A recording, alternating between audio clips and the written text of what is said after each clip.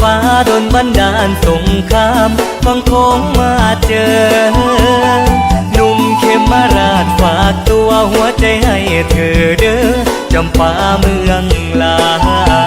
วหรือมนต์พญานาคชักพาให้มาไกลอบอุ่นใจสองหาวคงเป็นพยานใจฮักใจบ่มีเท่าฮักสาวลาวแก้มแดงกราบขอพรเจ้าปู่ตาผู้แขนคอมือ